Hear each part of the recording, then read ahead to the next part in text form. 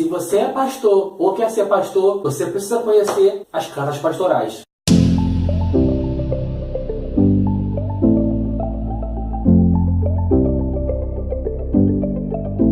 E aí galera, tudo bom com vocês? Meu nome é Bruno Felipe e sejam bem-vindos a mais um vídeo aqui no canal Resenhas Cristãs. No vídeo de hoje eu vou estar resenhando para vocês as cartas pastorais. O que são as cartas pastorais? São as cartas de 1 Timóteo, 2 Timóteo e Tito. E até ler esse livro aqui, eu confesso que eu mesmo não conhecia essa terminologia, né? Cartas pastorais, até o século XVIII não havia essa nomenclatura, cartas pastorais. Até porque Timóteo e Tito não eram pastores, no sentido que a gente conhece aqui hoje, né? Como pastor da igreja, vai confessar pecado para ele que dirige a ceia, ele que batiza, ganha salário. Não era dessa maneira no século I. Então, não tinha-se esse título, cartas pastorais. Porém, lá no ano 1720, alguma coisa, criou-se esse título, cartas pastorais. Agora, por quê? Elas são as únicas que apresentam questões cruciais que pastores e líderes de igreja hoje enfrentam no seu dia a dia. Por exemplo, as mulheres podem usar adorno ou não podem? O pastor tem que ser casado, solteiro? Uma mulher só? Você pode ser pastor sem ser casado? Pode ser pastor ainda sendo noivo? Se você se divorciar, pode continuar sendo pastor? São questões que rotineiramente surgem aí na vida de um pastor. E geralmente as pessoas não sabem lidar com isso, né? Para ser pastor, tem que ser casado? Você não sabe responder. Então, assim, nas cartas pastorais, Timóteo a Tito, você vai encontrar essas respostas de maneira muito clara, objetiva e concisa. Qual é o foco do pastor na igreja? Passar um ensino doutrinário à igreja ou o foco é evangelizar? E aqui o autor, Norbert Lief, eu não sei se ele é alemão ou ele é suíço, mas ele é um ou outro. Ele vai trazer pra gente, galera, o seguinte: o foco da igreja, segundo o autor, é no ensino bíblico e não no evangelismo, assim. Não que não possa evangelizar, mas que as pregações do dia a dia da igreja não devam ser pregações evangelísticas, até porque o rebanho ali já é cristão. Por que eu vou pregar uma mensagem evangelística para um rebanho que já é cristão? Ele já conhece o evangelho. Não há o que se pregar mensagens evangelísticas, salvo quando for de fato um culto de missões,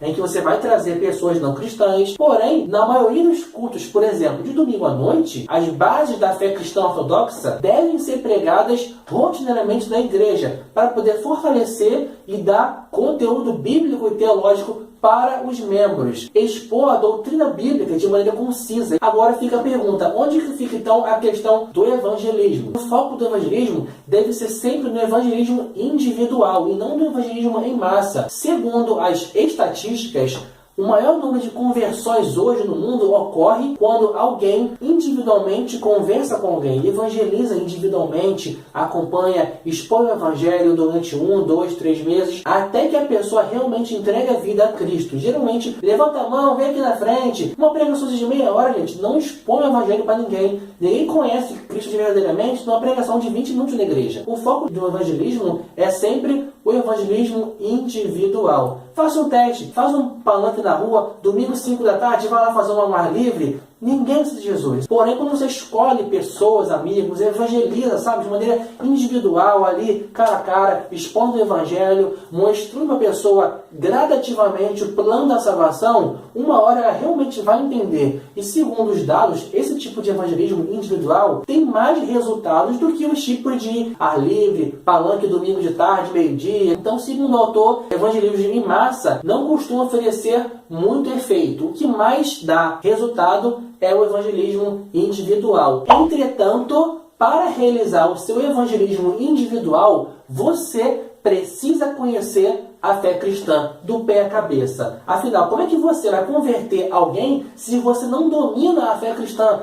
Você não conhece as bases da teologia cristã. Você não conhece nem qual é a ortodoxia cristã. Como é que você vai converter alguém, explicar o plano da salvação para alguém, se nem você conhece o plano da salvação direito?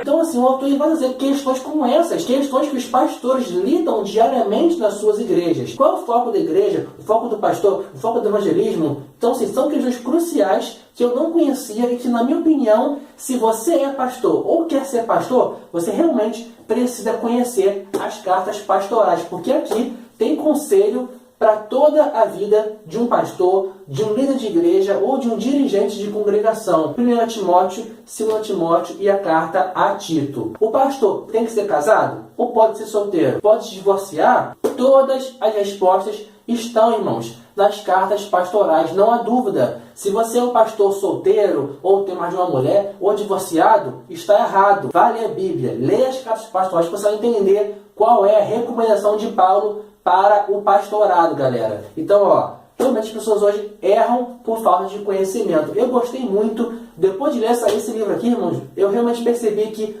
muitos pastores hoje estão uma vergonha. Eles não estão seguindo os conselhos de Paulo. Os pastores hoje, na maioria, não são escolhidos com base nos critérios de Paulo. Manejar bem a palavra, ser marido de uma só mulher, dominar a escritura e saber discernir e ter uma boa didática. Esses são basicamente os conceitos iniciais para ser um pastor. Você vê hoje pastores que não dominam a escritura, não conhecem a ortodoxia cristã, não são marido de uma mulher só, são solteiros, são divorciados e nem têm didática. Que pastor é esse, meu amigo? Aqui está a resposta para você escolher um pastor. Leiam as cartas pastorais. Eu gostei muito e recomendo demais, demais. É um livro profundo, vale muito a pena você acompanhar com a sua Bíblia as cartas pastorais e ao mesmo tempo acompanhar o comentário, versículo por versículo, tá bom, galera? Então é isso aí.